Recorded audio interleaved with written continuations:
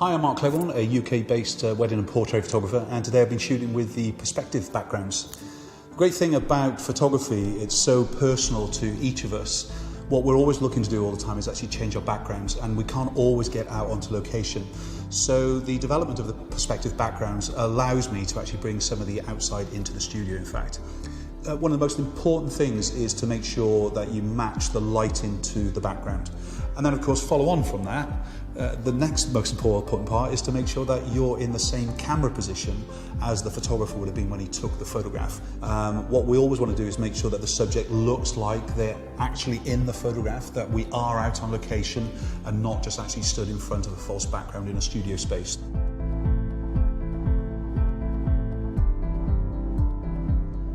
For the stone steps and the winter tree background, decided to use it more of a portrait style. And for that, specifically when I was working on the woodland trees part, kind of came up with this kind of real black and white feeling, adding in some colour as well, almost like a kind of a split tone to give us even more of that coolness and coldness to the background.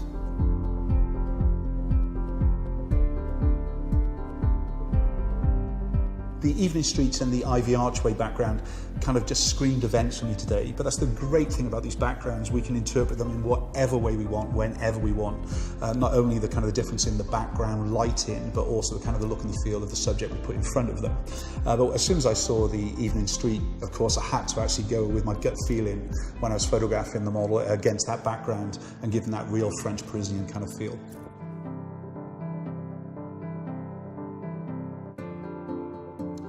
For the stone archway and Grecian steps background, I decided to give it a little bit more of an editorial twist. Kind of you can see from the shots where we brought in the kind of the backpack, because I think they're perfect, these backgrounds, to actually being able to be used in that kind of style, whether it's for an advert or kind of a feature in a magazine. Made a perfect use of that background, I think. So as you've seen, the perspective backgrounds are double-sided, each with two unique looks. And of course, don't be afraid to crop in close. You don't have to show the whole background in the photograph. The versatility of that allows you to get such a variety during a shoot. The portability of them, allowing you to just fold them up and travel, whether you're an event photographer, working in a client's home, or in fact, like we'll be doing today, working in the studio, gives you that option to just actually change your background instead of something that's a plain color. I've had a lot of fun actually photographing the backgrounds today, and I'm sure these perspective backgrounds will bring a new perspective to your photography.